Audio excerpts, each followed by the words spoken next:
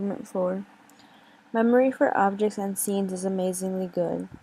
The representation of scenes generated by information from the selective and non-selective pathways is very powerful. First, it gives rise to our perception and a world full of coherent objects in a coherent scene, even before we have a chance to attend to most of these objects. Second, it is easily stored in memory. Observers were still 88% correct at remembering which example of a category they had seen, and 87% correct at remembering which state of a specific object they had seen. Helen and Intraub show that people could monitor a stream of stimuli from one that was not an animal of rates or 8 images per second. That means that every image in the stem could be classified as an animal or not animal after 125 milliseconds of exposure. But memory for objects and scenes can be amazingly bad. Change blindness. From the finding it just described, we could conclude that pictures can be understood very rapidly, and that given enough time, perhaps a second, we can code them into memory in sufficient detail to be able to recognize them days later. In the 1990s, Ron and his colleagues introduced a different sort of picture memory experiment. They showed observers just one picture at a time.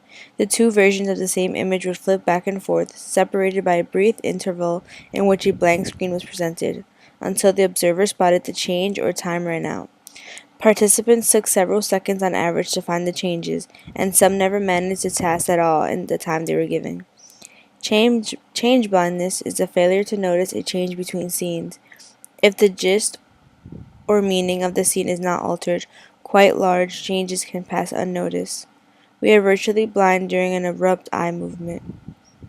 McConkie and Curry took advantage of this fact to make dramatic changes in a scene while an observer was just looking around. If they made the changes while the eye was in motion, observers often failed to notice. What do we actually see? This finding is consistent with our change blindness story.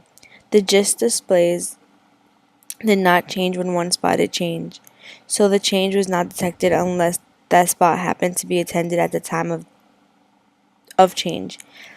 At any moment then, we are perceiving the gist of the scene, even if we can't quite verbalize what the gist may be. And we are perceiving the currently unattended, bound, and recognized products of the selective pathways. The advantage of the display is that we can estimate how many objects were attended at the moment of the change. The estimate is in the range of 0 to 4 items, indicating again that selective attention selects very few objects at any one time. The problem with this though is that we think we see so much more. As we look around the world, we experience a full color, in focus, three-dimensional scene filled with clearly identifiable objects. Experiments investigating change blindness show us that we don't see all of what is there. Rather, in some spots, we see what was there when we last paid attention, and even then we may not remember properly. We may perceive that we do not expect to see what does not fit in the inference. Inattentional blindness, a failure to notice or at least to report a stimulus that would easily be reportable if it were attended. The physical world can serve as an external memory that backs up perceptual world we create in our mind.